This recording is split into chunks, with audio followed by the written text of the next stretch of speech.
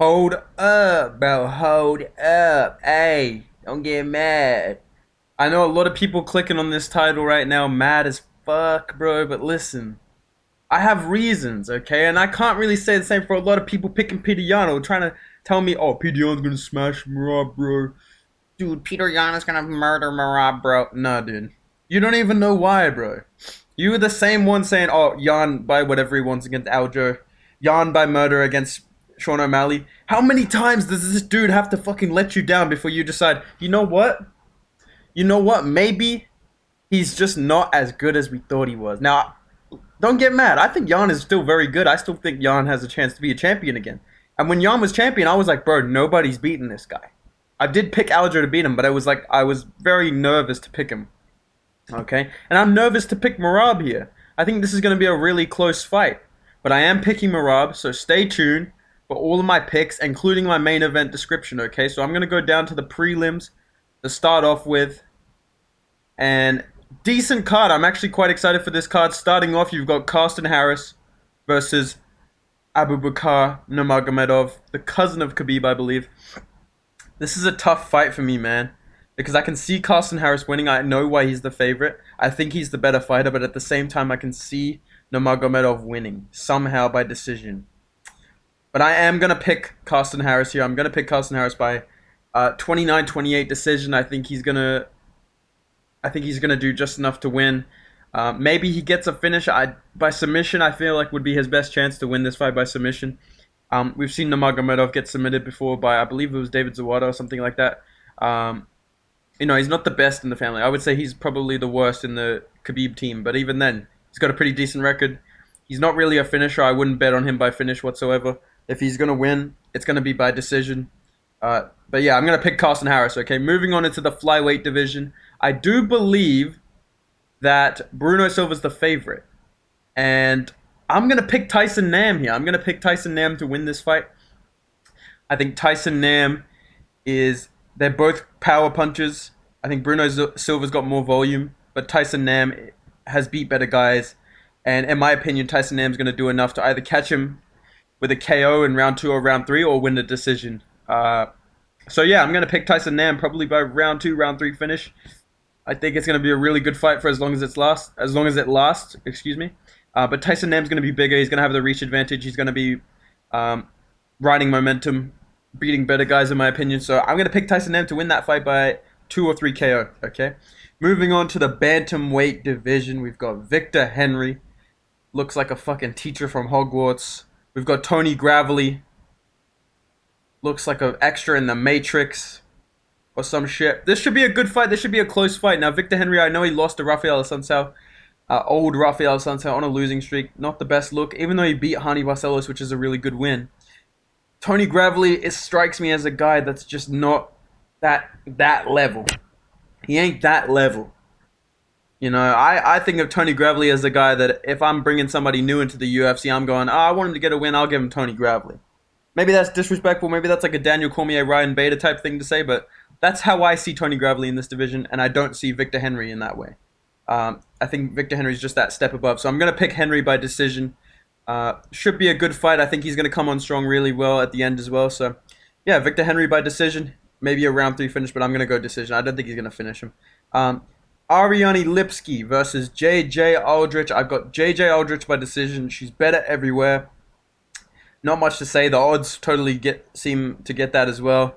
The only way Ariane Lipski wins is by a fluke submission. Fluke submission. So if that happens, then damn, sorry, I'm wrong. But I think JJ Aldrich is going to win this fight by decision. Moving on into the bantamweight division. This should be a good one. Mario Batista versus Guido Canetti. Mario Batista, very highly rated by a lot of fans. His first fight, I think, was against Corey Sanhagen. Got caught by, what's his name, Maz Johns. But otherwise, he's looked really, really good. And that's why he's a 10-1 favorite, which is fucking insane. But yeah, I'm going to pick Batista as well. I do think this is a tough fight for him. But I do think he's better than Guido Canetti. And yeah, I think Batista's going to win this fight. I don't really have to explain much. I think we all know Guido Canetti is a powerful guy. Has a good chance to pull an upset here. If I was a betting man, I'd probably bet on Guido Canetti just because he's that much of an underdog when he's quite good. especially at bantamweight. To see an older guy like that doing quite well, and we'll talk about another guy like that later. But yeah, I think he's a dangerous underdog, but I'm gonna pick Batista to win this fight, maybe by submission or by decision. Middleweight division, we've got Cedric Dumas versus fucking Josh Fremd. Fremd I believe is 0-2 in the UFC. Was doing quite well, I think, when he fought Tresean Gore, but then got submitted. I think Dumas is going to KO him here or submit him. I think Dumas is going to finish him in 2 rounds. So Dumas looked pretty good in Contender Series. He seems like a pretty good striker. I haven't really seen him fight that much, so I'm excited to see how he does, but all things on paper tell me that Cedric Dumas is going to finish this fight inside 2 rounds against Josh Fremd. Moving on, bantamweight division. This is another good bout. These fights are all going to be awesome as well because they're going to have a crowd, dude. And the crowd just makes all these fights a million times better. Sorry, I'm blocking Davy Grant's face with Bilal's, you know. Not the worst thing in the world. Okay, we've got Davy Grant versus Rafael Assuncao. It's a bit of a pick 'em. I think this one's going to break a lot of people's parlays. It's going to break a lot of people's picks. Oh, man. Part of me wants to pick Assuncao by decision because I can see him just having a randomly really good performance and just being just out hustling Davy Grant, especially later on in the fight, round 2, round 3, using his wrestling, using his grappling, using his speed, kind of being evasive of Davy Grant. But Davy Grant's just got so much power that I think he's going to find a way to win this fight by decision, by a very brutal decision, I think. Going to be back and forth. I think Rafael Assuncao will be quick until he gets chopped up with calf kicks, or maybe he gets caught with a hook on the way out and gets dropped. I just see too many ways for Davy Grant to hurt Rafael Assuncao versus I think Assuncao kind of has to be perfect if he wants to win this fight by decision. I don't see him finishing Davy Grant. Could be wrong, but I just see there's more ways for Davy Grant to win this fight than Rafael Assuncao at this stage in their careers. But should be a really, really good fight. Should be a close fight. I think Davy Grant wins that by decision 29-28. Main event of the prelims, we've got Carl Williams versus Lucas Brzezinski. Sorry if I've mispronounced that. I don't really care. Oh, man. Everyone's picking Brzezinski or Bresky, something like that. I don't know, bro. I feel like fucking Hank Schrader from Breaking Bad. What the fuck is his name? I don't fucking know. That was like Sean Strickland. Anyways, dude, I don't know. I want to pick Carl Williams to win this fight by KO. I have a weird feeling, but I'm gonna go with Brzezinski here, or whatever the fuck his name is, to win this fight. Not super confident, but yeah, I'm gonna pick Brzezinski, bro, or Breshki. Some nerd will probably tell me in the comments how to pronounce it. Light heavyweight. Okay, we're on the main card now. We've got Vitor Petrino versus Anton Tokaj. Should be a good fight.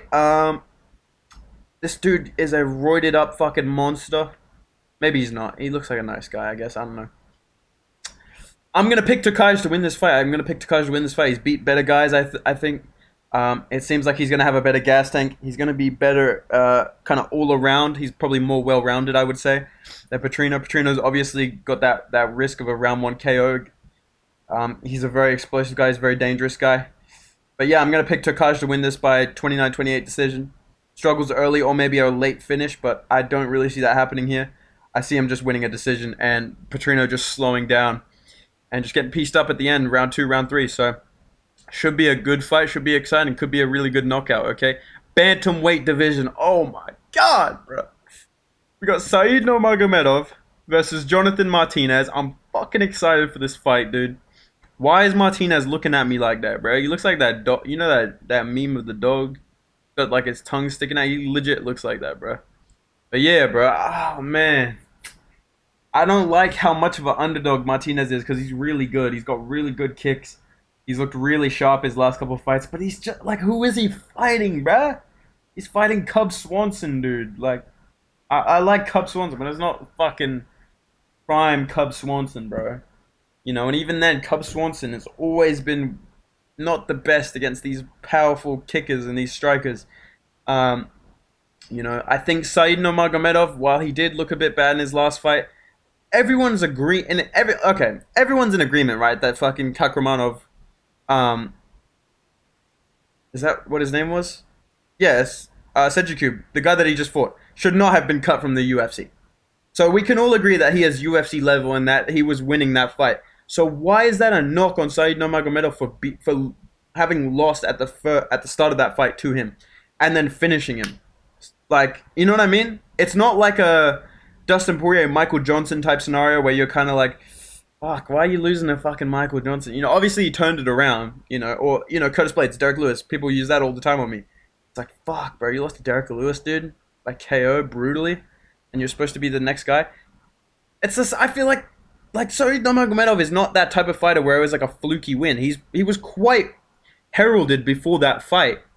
And he was quite heralded coming up in the UFC. He had some good finishes. So I think Saeed Nurmagomedov is still a dangerous guy, and he's still a decent prospect at bantamweight. Maybe he lost a bit of shimmer or a bit of shine, but I still think he's going to find a way to win this fight by round 3 or round 2 submission. Maybe he has some struggles early, but I think he's just got more options. I don't think he's going to be the better striker, but I do think he's going to be able to make it competitive on the feet, and in the grappling, it's really going to be a big advantage for Saeed Nurmagomedov. And I think it will be less of a struggle than his last fight because of a guy that matched up really badly with him. Martinez is quite good at stuffing takedowns. We've seen that in past fights, but I do think that his chin might get him in trouble, not necessarily his takedown defense. I could see him getting cracked and getting locked up in a choke. We saw Saeed Nurmagomedov do that in the past in the UFC. So I'm going to pick Nurmagomedov round 3 submission or maybe a decision. But would be a very close fight, I believe. So featherweight bout, we've got Ricardo Ramos versus Austin Lingo. I'm going to pick Ramos to win this fight by decision. 30-27, maybe a 29-28 on a scorecard. But I just think he's the better fighter, and the odds kind of reflect that. I don't really have anything else to say. I don't really care. Should be a good fight, though. Okay, catchweight bout. I'm very impressed how quickly this fight got rebooked. We've got Nikita Krylov versus Ryan Spann being rebooked. The fight that killed my channel for a week, bro. Dude, I uploaded a video talking about my predictions. That shit got 1K view in like 2 days, bro. I was like, bro, my channel's dead. My channel's actually done. So it came back. We're back. We're back to life now. Okay, thank you, everybody. But at the time, I picked Krylov to win by KO. I did pick Krylov to win by KO. I can still see him KOing Ryan Spann. But the fact that he was sick, dude. Now, I know that there's question marks there about Ryan Spann missing weight, but it's a catchweight, right? And besides, Ryan Spann's missed weight in the past. He doesn't give a fuck, bro. He'll just show up heavy and knock you out and ruin your whole fucking career, bro. So he doesn't give a fuck. He has no... Like, he's not going to try that hard to make weight. So I don't see that affecting him as much as maybe a sickness for Krylov might have affected him. I can definitely see his cardio being worse this time around with that break. It just has to be both of these guys. But if I think anyone's going to have the chance to find a very early finish, I would say that's probably Ryan Spann more consistently than Nikita Krylov. Now, I do agree that Krylov, he had more finishes, right? But I think Ryan Spann's style is what I'm talking about here. Not necessarily the statistics. I think just the style. I think I can see Krylov just cracking him and trying to finish him really early, like being overly aggressive because of the circumstances, maybe because there's a bit of, you know, trash talk there. I don't really know what the go is. Might be something like that, but I do see him being overly aggressive, cracking Ryan Spann, and then they have a scramble or something like that, and I can see Ryan Spann finding a submission in that chaos, or maybe Krylov just comes forward a bit reckless and gets KO'd. I do think it's going to throw off his composure. If it was a 5-round main event, I think his composure would be much better.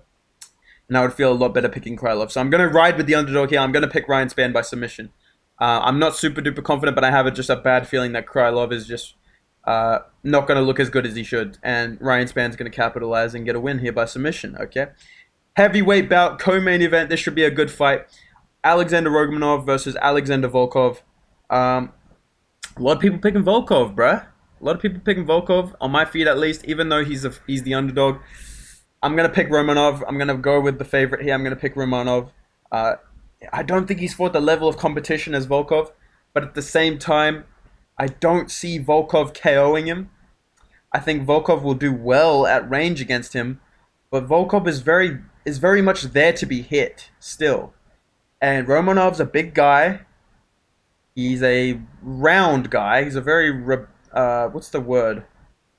Rotund. He's a very rotund guy. Okay, I think if he gets a hold of Volkov, Volkov's defensive wrestling is not that good, dude. Volkov, I've seen him get taken down and just do nothing off his back in so many fights where he's lost.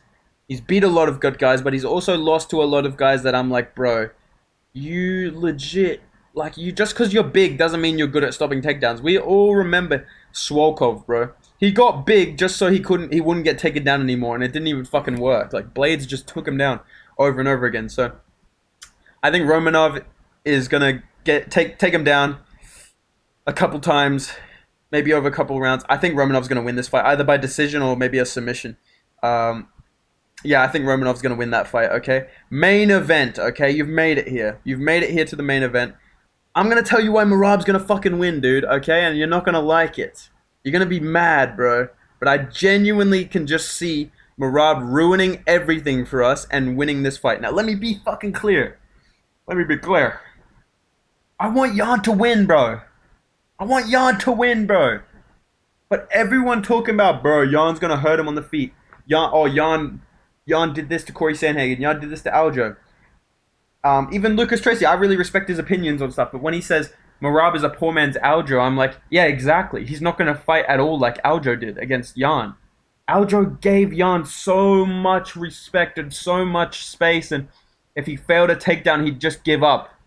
But Merab is going to be relentless. Merab is not going to let Petr Yan advance. He's not going to let him settle into the fight. He's not going to let him be patient. I think Merab wins this by 48-47 decision. I think he's going to get a lot of control time against the fence. They may get separated a couple times, but I do see him getting down Petr Yan. I do see him letting him up, getting him down again, or Yan gets back up, he takes him down again, just for quick moments and racking up control time. And I just don't see enough time where Yan can really, really change the fight with his power. Obviously, he's got good striking, he's got good power. He doesn't necessarily kick, which I think would be a big affecting factor against Merab. I don't see Petr Yan kicking a lot. He likes the body shots, which will help him against a very volume-heavy guy who's never been 5 rounds before. A lot of people mentioned Merab's chin. Dude, he got hit by fucking like Marlon Moraes, bro. Petr Yan's power does not compare to Marlon Moraes. His accuracy is better than Marlon Moraes', I would say. Especially at the time both of them are fighting Merab. But I think Marlon Moraes just has that one-hitter quitter, murderer's row type power. Petr Yan does not. He's a volume striker, he's a combination striker. He puts you back into spots where you can't avoid it, and he follows up. That's what it does. He steps through. Marlon Moraes can be off balance, boom, catch you, drop you. He's caught Merab off a counter strike as well. Petr Yan is not a counter striker. Petr Yan's best finishes, best drops, best knockdowns. He is going forward. He is stepping through his punches. I don't see him being able to do that against Merab. Merab is going to have him on the back foot. Merab is not like Aljo. He's not going to kick him at range and move back. And if he fails a takedown, he'll let go. He's going to be on Petr Yan the whole time. I do see him getting cracked a little bit with the jab, but I think Petr Yan... Let me say this. Merab's striking is deceptive, okay? He's not a better striker than Aljo. But he is a more powerful puncher than Aljo. He is probably a better straight-up boxer than Aljo. Aljo is a much better kicker. But Merab's striking works for him because people give him free hits because they're waiting for him to grapple. And I think Petr Yan, in the first 2 or 3 rounds, is patient. He likes to download data. He likes to let the fight kind of play out for a little bit, and then he'll go. You know what I mean? But I can just see it being too little too late. I think he can, if he does counter strike effectively, he will find success, but I don't think he'll do it. I think we'll see Petr Yan that we normally see, and if he's overly aggressive, I can see him running into takedowns or running into body locks and getting put against the fence. I just think there's too many ways for Merab's style to just do enough to negate Petr Yan, just for 3 rounds at least. You know? And I think, you know, even the kicks of Yan, when he does try and use them, he likes front kicks, he likes body kicks, he likes his head kicks. He's a Muay Thai guy. I can see Merab catching kicks and making scrambles happen and making takedowns happen. You know, overall, I see Merab landing good kicks at range. You know, when Petr Yan's expecting punching or expecting takedowns, I can see Merab throwing in leg kicks just to test him out. I can see him, you know, following Petr Yan when he tries to use that long guard that he likes. You know, just big flurries of hooks, and he's got decent power, and he likes to let those hooks go against the fence. If he takes down Petr Yan gets back up and thinks they're going to wrestle against the fence. Merab is very good at letting go and letting go a combination, then taking you down again. But yeah, I just think he's a lot more controlling than people realize, and he's very damaging with his ground and pound. He's going to make the most out of it if he gets down Yan, and I think round 4, round 5, Petr Yan will find success finally. I think Merab will slow down a little bit if he keeps a high enough pace in round 4 and round 5. But I don't see him getting finished. I don't see him getting 10-8'd. I do see Yan finding success if he's able to go forward, but I just don't think he'll be able to go forward enough to win this fight. And, you know, these judges as well, dude. Like, that's what you got to consider, man. I know we all want Petr Yan to win, but I just think Merab's style and the things that he's good at, he's not Aljo. But he's not going to fight like Aljo. He's not trying to fight like Aljo. I think he's going to do stuff better than Aljo could against Petr Yan. I think he's going to land more powerful punches against Petr Yan than Aljo ever could. I think he's going to be more aggressive against Petr Yan, which may help him. I think he's going to negate some of that forward pressure of Petr Yan, which Aljo is really not good at doing. I think he's still going to be able to scramble quite well with Petr Yan. Petr Yan will be able to get back up a lot. I do say that. But yeah, I think the high volume of Merab, the punches against the fence, which may kind of surprise Petr Yan. I think getting away with some free hits out in the open as well. The volume, the fact that he's gonna put so much pressure on Petr Yan that he won't be able to really, like, his patience will cost him, and if he's overly aggressive, I think that will also cost him more than it cost Merab, because we've seen him be aggressive against all these guys, and he always finds a way to win, or just do enough to win. You know, I'm not saying he's like dominant, but I think he wins a very, very close decision. But I do think Merab's hand will get raised at the end of the fight, even if it's a wrong decision. I'm just gonna pick Merab because I do think that there's a way for him to win this fight, and I just see it happening. So let me know what you think of my picks down below. Do you agree? Do you disagree? No fucking way you disagree with me on this one. But yeah, let me know down below, boys. And yeah, drop a like, subscribe if you enjoyed the video for more picks as well. Yeah, boys, I'll see you in the next video. Go follow me on Instagram as well, @BedtimeMMA. Hey, yeah, bro. Thank you for watching. Goodbye.